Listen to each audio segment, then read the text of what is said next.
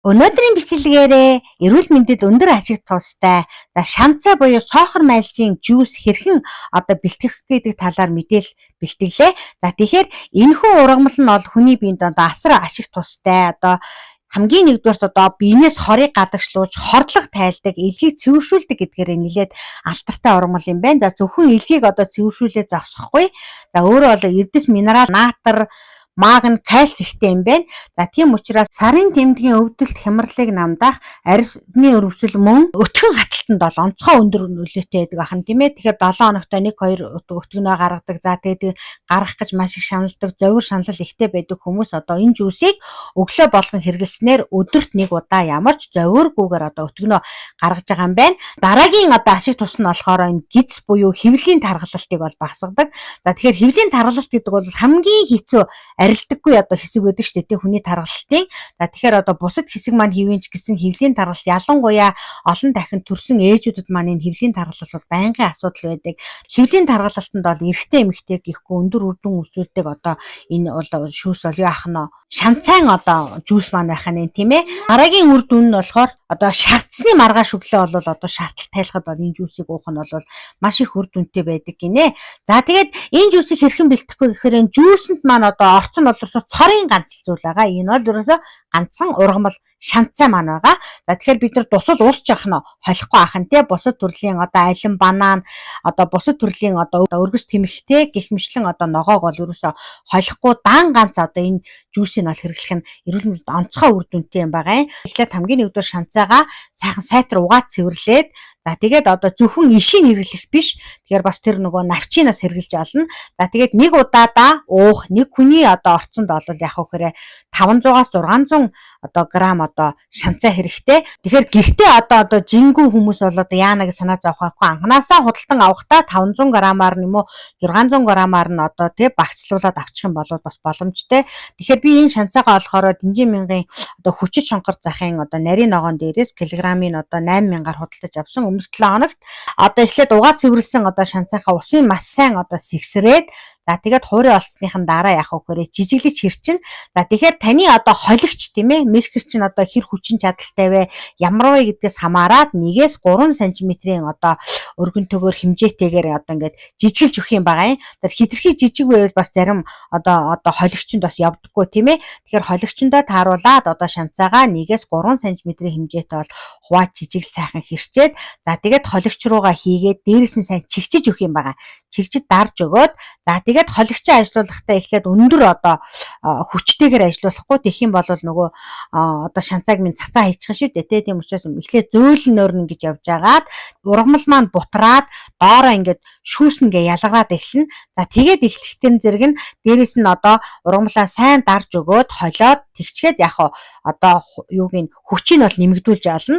За ингээд бүх яг нь ургамлаа бүр жижигрээд шүүс олтол ингээд нялцгаа олтол нь яг бид нар холих юм байгаа. За тэгснийхаа дараараа бидэнд юу хэрэгтэй гэхээр сархинаг даав гэж хэлдэг штэ тийм ээ. Би энд зургийг оруулсан байгаа даав. За энэ даавуугаар бол жижигхэн тийм хүнсний шүүс шахах зорилттой уутыг бол гараараа олон дахин ашиглах боломжийг бодоод энэ сархинаг даавуугаар их нь бол их зүйтэй байдаг. Тэгэхээр даавундаа хийгээд эхний гарсан шүүсээ эргүүлээд холигчийнхаа савнд тэгээд үлдэгдэл хэсгүүдээ сайхан тэрүүгээрээ яг нь зайлж аваад буцаагаад хийн үлдэгдэл үлдээхгүй цэвэрхэн сайхан хэрэглэнэ. За ингээд бүрэн сайхан шахаж аваад за тэгээд өдөрт уух хэмжээ маань 400-аас 500 грамм уух юм бол маш зохимжтой хэмжээ гэж үзэн. Тэгэхээр 500 грамм шанцаанаас маань 400 грамм шүүс гарсан байгаа. Тэгэхээр 600 граммаас бол 500 грамм гарах нэ гэдээ багцаалтад бид нар үзэж болох нь тийм ээ. За тэгээд ингээд шүүсээ сайхаж авангуудаа яах вэ гэхээр уухтаа юг анхаарах хэрэгтэй хамгийн нэгдүгээр бид нар өлөн дээр уух хэрэгтэй. Тэгэхээр өлөн дээрээ уужиж энэ маань яг нь өндөр үр дүнтэй болдог байх нь тийм ээ. Өлөн дээрээ уугаад за тэгээд шүүсээ уусны дараа 30-аас 1 цагийн хооронд бол өглөөнийхөө хоолыг идэхгүй байх нь бол энэ шүүсний үр дүнг бол яг сайжруулдаг гэж үздэг байх нь тийм ээ. За тэгээ энэ хориглох заалт бий юу гэж мэдээж ургамал учраас тийм ээ тохирох тохиромжгүй зүйлүүд би хамгийн нэгдүгээр анхаарах ёстой хүмүүс маань бол жирэмсэн ээжүүд маань байгаа.